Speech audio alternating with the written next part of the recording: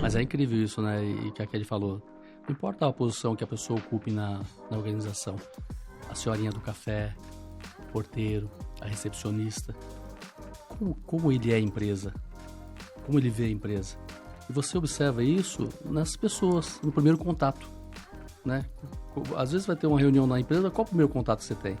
É com aquela senhora que vai servir o café, ou o garçom, a copeira, a pessoa, a recepcionista, o porteiro, né? Então essas pessoas têm que transmitir essa cultura de forma natural. E isso só vai se dar através do quê? De transmissão. Como se dá a transmissão? Toda empresa tem que dedicar um tempo de treinamento interno. Precisa. Não tem como. Você tem a sua jornada? Tá, mas a minha equipe vai ter 1 hora de treinamento ao mês. A outra equipe é a mesma. E aí, em um dia, reúne toda a empresa. Todo mundo num dia que for possível. Porque aí está o segredo. A chave do sucesso, o que é? O treinamento. É transmitir. Porque às vezes a pessoa está no dia a dia, naquela correria, não para 30 minutos para um treinamento, para um café, em equipe, em harmonia ali. Como vai se harmonizar? Então, quer dizer, é fundamental essas pausas. Não só pelo conteúdo que vai ser transmitido, mas para que as pessoas se sintam, pô, aqui é legal, cara. Aqui eu paro, tomo um café com o meu companheiro. Paro, tomo um café com a Kelly, com a Anne. Cara, isso é... E vai construindo o quê? Vínculos, né? Laços. Isso vai fazendo a instituição. Você vai transmitindo a cultura da empresa. Hoje as empresas pensam muito do quê? Pô, vamos trabalhar, vamos faturar, vamos trabalhar, vamos faturar. Tá bom, é lógico. Para isso que existem. Mas espera lá. E quanto que eu estou investindo para treinar essa equipe? Quanto tempo estou dedicando para poder formar esse profissional? Né? Porque a cobrança existe, é natural. Mas o profissional que vai recebendo mais capacidade, sendo capacitado, vai produzir muito melhor. Quanto mais se sentir bem e pertencente à instituição, mais ele vai produzir. Quando ele se sente colocado de lado, para mim já deu. E aí quando começa o quê? O tal dos problemas de substituição. Né? Porque às vezes você tem várias pessoas, vários talentos, são magníficos, são pessoas esplêndidas, porque são gente, né? E o problema está aí, às vezes, você encontrar o profissional que... Então, de repente, esse investimento de treinamento, se você dedicar 1 hora de treinamento, contratar alguém para vir falar, alguém de fora, para falar para sua equipe, será que não seria um negócio interessante? Deve ser olhado com um carinho especial. Por quê? Porque aí você começa a gerar, dentro da instituição, um movimento diferente, né? De repente, sei lá, uma vez a cada 6 meses reunir toda a equipe, fazer um treinamento maior, né? Que é essa harmonia. Eu acho que é muito interessante isso. Eu sempre puxo, né? Sempre ouço as coisas, levando para a ideia das equipes comerciais e um pouquinho do problema que eles vivem na ponta. E acho que para o time comercial isso é potencializado ao extremo, essa situação. A gente acabou de falar, o cara trabalha numa empresa, ele é contratado, vai pela outra, porque é restrito no mercado. É um cara que não fica muito, uma pessoa que não fica muito dentro da empresa, porque está sempre, né, na visitação ao cliente. Sim. A grande parte dos vendedores, hoje, se você perguntar o que a empresa espera dele, ele não sabe. O que ele tem que fazer, ele não sabe. Ele sabe que ele tem que vender. Agora, como vender? Qual é o discurso? O que ele vai vender? Para quem ele vai vender? Não necessariamente isso está claro. Porque ele está lá na ponta, ele está correndo, que nem um doido, achando que está seguindo o caminho certo. E muitas vezes ele está em desacordo com a própria empresa. Ele está vendendo um produto menos rentável para a empresa, ele está vendendo para um convênio que vai pagar muito depois ou que não paga, e às vezes ele acaba trabalhando contra a própria empresa, sem conhecimento. É isso, e o comercial ele tem a visão, e é importante isso, porque ele está em contato direto ali, né, com o processo final ali de venda. Ele fala, pô, peraí, estou oferecendo essa prótese aqui, mas junto com essa prótese, será que eu não posso oferecer também esses parafusinhos aqui, que de repente vai ser um ajuste fino nessa cirurgia, ou sei lá, um outro equipamento, onde você vai gerar mais receita para a empresa.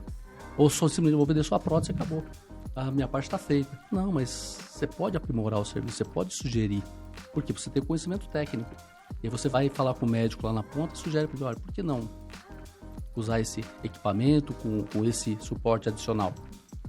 Quer dizer, uma forma de você fazer com que, além de gerar um diferencial, você ainda tem uma condição de vender, ou seja, produzir mais para a empresa. Né? Claro que tem que ter todo o cuidado, né, com a parte de auditoria. Sim. E de tudo que envolve o mercado, que o mercado da saúde ele é bem diferente, né? Ele tem uma série de particularidades, mas muitas vezes o que o Marcelo falou ele é muito sério e acontece muito mesmo. O profissional, ele não faz mais, ou porque ele não sabe o que ele pode fazer, ou porque ele não se sente apto ou com espaço, com condições de fazer. Então, é importante, por isso, fazer várias ações de desenvolvimento, né? Tem que, sim, fazer a parte de treinamento, tudo, mas é importante definir desde o começo também o que se espera dessa pessoa, né? Então, muitas vezes o profissional, ele não tem muito claro, né? Eu só tenho a meta pela meta. Mas só a meta solta, né? Então, não é só isso. Vai muito além, né? Onde a nossa organização pode chegar se você fizer parte como um sócio. Hoje a gente fala muito, né, de trazer o profissional com a competência de senso de dono. O que é o senso de dono? O senso de dono é o que eu faria se fosse o meu negócio, né? E a gente vê muito no cenário do empreendedorismo que o dono do negócio, ele precisa desenvolver N competências simultaneamente, porque muitas vezes, principalmente no início do negócio, ele é uma eu presa. Eu faço tudo, né? Eu faço todas as partes do processo. Mas quando eu estou numa organização, numa empresa, com toda a estrutura, com departamentos estruturados, a gente vai para um outro extremo do comodismo, uma vez que eu sei que não sou eu que preciso cuidar daquilo. Então, peraí, ok que existe uma área apta, uma área responsável por isso, mas o que me impede também, em alguma medida, dependendo da necessidade, de eu poder propor caminhos, soluções, de eu conhecer os outros processos que eu me relaciono dentro da empresa, dentro da organização. Então, a empresa também precisa estimular que o profissional conheça do negócio além das barreiras da área dele. E esse é um desafio muito grande. Por quê? Porque, novamente, a gente entra naquele ciclo vicioso, acorda, trabalha, dorme, e ok que estamos na área da saúde, que é uma área que tem que estudar bastante ainda, e aí você corre mais um risco de ficar enviesado apenas ali na sua área, dentro do nicho da sua especialidade, e não conseguir visualizar esse todo, né, que é o que depende da organização onde você atua. Então, quando a empresa ela pode criar ações para estimular, né, no formato de treino, isso acontece com mais frequência, né, do job rotation, mas a gente pode, a depender da situação, estimular que os colegas, que os profissionais conheçam um pouco mais de clareza quais são os outros processos, onde que a gente interliga, né, as áreas, o que acontece quando eu furo o processo do Marcelo, quando o Marcelo fura o da Anne, o do Rinaldo, né? Qual o impacto disso lá na ponta? Então, muitas vezes o profissional ele corre esse risco também por isso, porque a empresa não faz essa parte dela, da lição de casa dela. E, por outro lado, a gente também tem uma cultura que permeia grande parte dos profissionais de ser focado apenas também em olhar para o próprio umbigo dele, a própria necessidade dele, né? Ah, não, eu sou pago para isso, mas peraí. Mas peraí, ok, você é pago para isso, mas você tem potencial de entregar um pouquinho além? E quando a gente pensa na parte de desenvolvimento, quem são as pessoas que crescem, que se desenvolvem, que são promovidas, que recebem aumento, que crescem na vida? São pessoas que não se limitam a fazer apenas aquilo que ela é paga no fim do dia. Porque ela enxerga que existe um potencial de melhoria, ela enxerga que ela tem uma habilidade, ou que mesmo que ela não tenha uma habilidade, que ela tenha a oportunidade de desenvolver, ela vai buscar. Ela busca. E ela traz resultado. Então, é essa pessoa que se desenvolve, e normalmente é essa pessoa que a gente vê ocupando as cadeiras de gestão, né? Então, a gente precisa, como RH, como gestão, ter isso bem definido, criar mecanismos de comunicação do que é feito, como é feito, por que é feito, porque muitas vezes, né, existe uma... É como se fosse um arcabouço, né? Tudo muito escondido, que fica em cada área, as áreas não se comunicarem, né? Muitas vezes as pessoas nem se conhecem, então precisa tomar muito cuidado com isso. As pessoas precisam se conhecer, precisam saber o que fazem. Claro que tem assuntos que são mais sensíveis, que ficam restritos a áreas específicas, a gente sabe disso, mas o geral do fluxo, do funcionamento da organização, a gente precisa entender. E muitas vezes o profissional ele não tem essa informação e aí a empresa deixou de fazer o papel dela.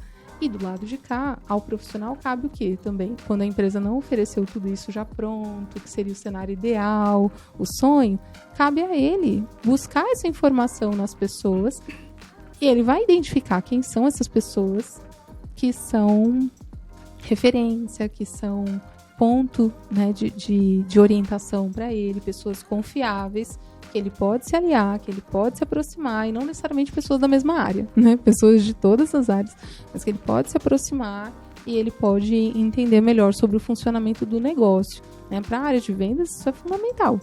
É fundamental. Não tem como fugir disso. E é um desafio? É. Porque se eu fico a maior parte do tempo fora, como que eu bebo também dessa cultura? Né? Então, a empresa precisa criar um plano de comunicação para manter sempre esse time que tem uma rotina extensa fora, para que eles não se sintam apartados, né? Porque pode criar essa sensação, né? Ah, eu nem conheço as pessoas, aí chegou alguém, eu não vi, não fui apresentado. Então precisa criar um processo de comunicação para trazer sempre para próximo, para perto, para gerar essa sensação, trazer essa sensação mesmo de pertença no time, né?